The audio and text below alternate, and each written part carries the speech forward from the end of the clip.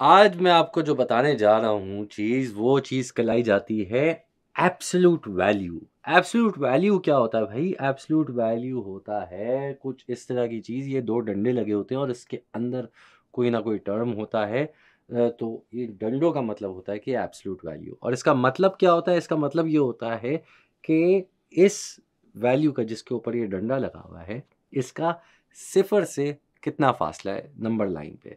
यानी कि अगर मैं एब्सोल्यूट वैल्यू में 6 लिख दूँ तो इसका मतलब है कि ये 6 का फ़ासला रखता है 0 से नंबर लाइन पे।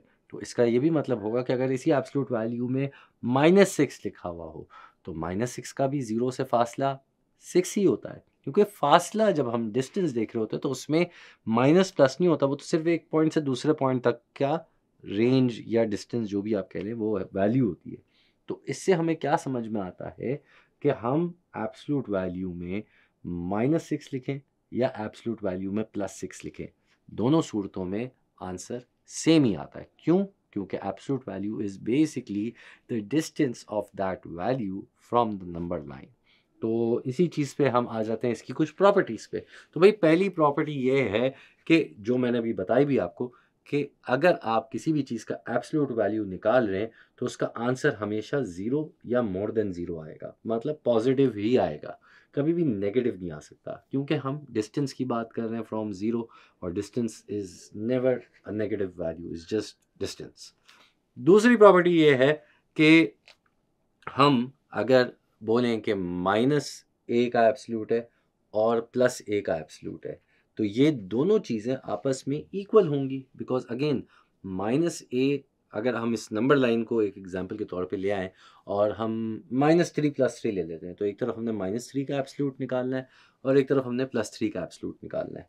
अब ये हमारे पास नंबर लाइन है, बीच में 0 है, आगे उसके 1 2 3 लिखा हुआ है, पीछे उसके -1 -2 -3 लिखा हुआ है।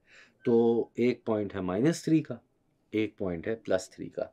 इन दोनों का डिस्टेंस 0 से 3 ही है।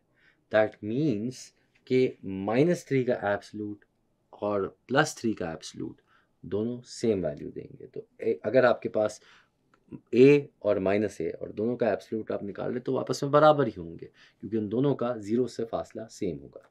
तीसरी प्रॉपर्टी ये होती है कि अगर हम कोई 2 टर्म्स हमारे पास, एक तरफ a है और एक तरफ b है, और इन दोनों के एब्सोल्यूट्स हैं, इन दोनों के ऊपर एब्सोल्यूट का साइन लगा हुआ है और ये आपस में मल्टीप्लाई हो रहे हैं, तो this thing will be equal to कि एक ही एब्सोल्यूट का साइन लगा हुआ हो और उसी के अंदर a और b मल्टीप्लाई हो रहे हो। और यही चीज़ को यूज़ करते हैं हम चौथी प्रॉपर्टी में, वो ये कि डिवीज़न में भी ऐसा होता है कि अगर आपके पास a absolute divided by b absolute है, तो वो एक पूरा एब्सोल्यूट भी हो सकता है विद a अपॉन b। तो भई ये कुछ प्रॉपर्टीज़ हैं एब्सोल्यूट वैल्यू की। आई होप आपको ये समझ में आ जाए।